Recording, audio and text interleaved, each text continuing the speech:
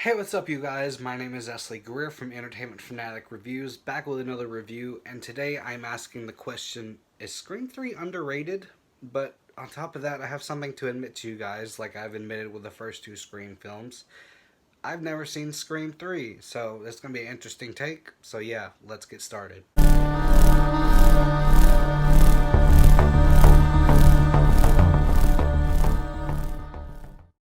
So, when I asked people in all the different horror groups that I'm in if Scream 2 is overrated, I've had a lot of people say yes and no, and then I've had people comment on 3 and 4 when I didn't even ask for those films. But a majority of them think that Scream 3 is underrated. I know Derek from Derek's Horror Corner also thinks that it's underrated. Going into it, I had the mindset to be like, maybe this might be on par with Scream 2 or it might be a little better, but with that said, let's get into it. So for plot, story, and direction, the quote-unquote last installment in the Scream quote-unquote trilogy is set in Hollywood, where Stab 3 is being shot with Gale Weathers and Dewey on set as advisors to Jennifer Jolie. Unfortunately, a killer decides to off the cast in order of the screenplay, and only Sid can solve the riddle. The black comedy and the whodunit aspect that was in the previous films carries over into this film. I think it's just on par with the first two. Even though I spooled with the first two, I was still guessing because I'm like, maybe there's another killer. So all three of these films do a good job in making you think that it's somebody else, because a lot of different characters have red herrings. In this film, I thought that Patrick Dempsey was going to be the killer, alongside the actress that plays Sidney Prescott, not Neve Campbell, but the one in Stab 3. She gave off red herrings as well, so like those were the two main ones that I thought were the killers. But they do a decent job on who it actually is. I don't like who it is, but I didn't really see it coming, which I have to give it props for that. But I'm not talking about the ending of the finale yet, but we will be getting there soon. I feel as if this one is about as self-aware, if not more self-aware, than the previous two, because this one actually references script rewrites, just like the Scream 2, the original Scream 2 was leaked, and then they had to rewrite the script. So like they reference that.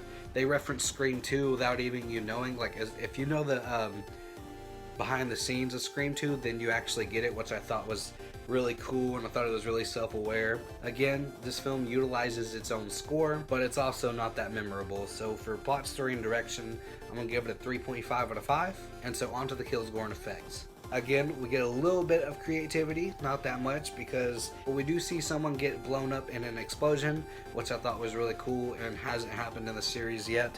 I do like the death of the bodyguard to Stab 3's Gale Weathers, which he plays Joe in Family Guy, which, his voice is very iconic within that scene.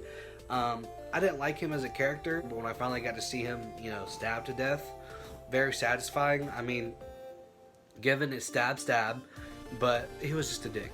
Jenny McCarthy's death was also a standout because, I thought that the way her death was going to happen was going to play out differently than it did, which I'm sort of disappointed by it, but it's also stab, but she also gets stabbed by some glass when she gets knocked over this glass door. The opening scene, just like in the first two, is very suspenseful. You got Cotton Weary, and, Ghostface calls him up, and he's about to murder his girlfriend.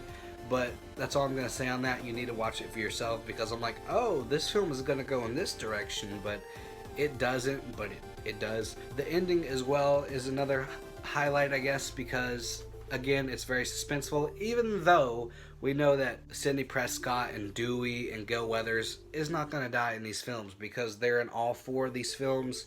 I will be watching Scream 4 sometime here soon, which I know they're in that one, and they're supposed to return for 5.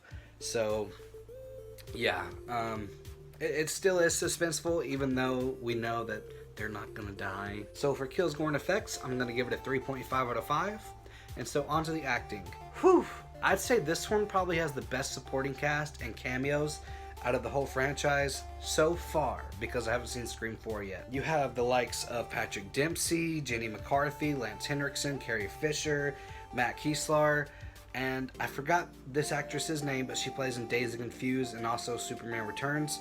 She's really good in this as well, but all the cameos in here, and there's a lot of other people that I'm like, oh my god, that's him or her, like there was just so many moments like that, and I'm like, damn, they had a shitload of cast members, and a shitload of cameos that, you know, just brought a smile to my face, which was probably the best part about this film.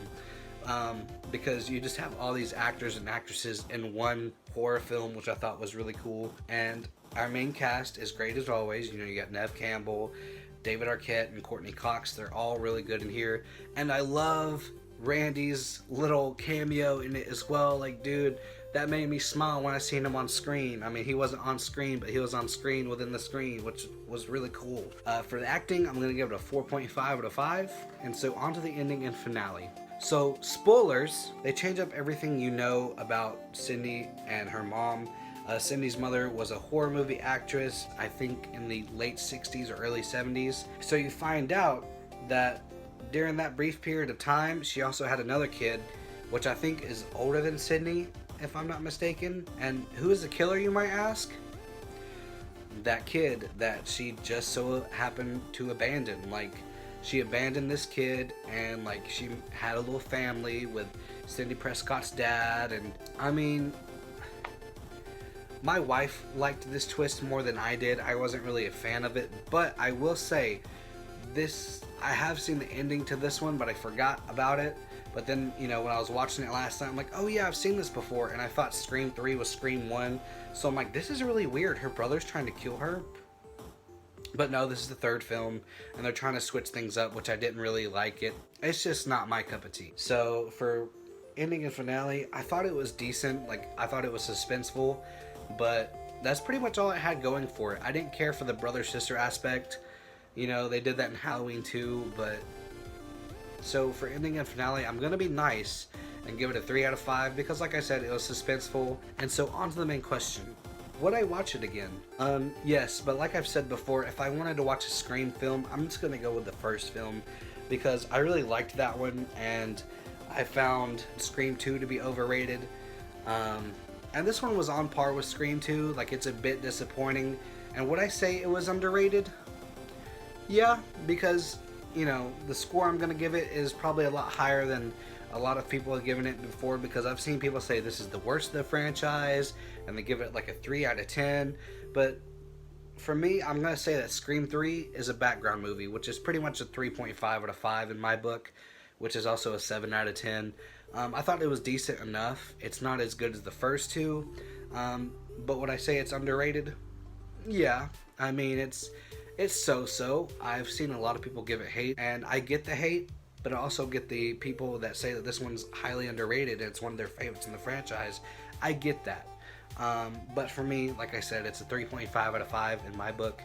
So with that said, make sure to go check out our Facebook groups, Horror Enthusiast 101 and also Everything Horror. So with that said, if you found any entertainment in this video, let me know in the comments below. And as always, don't be scared.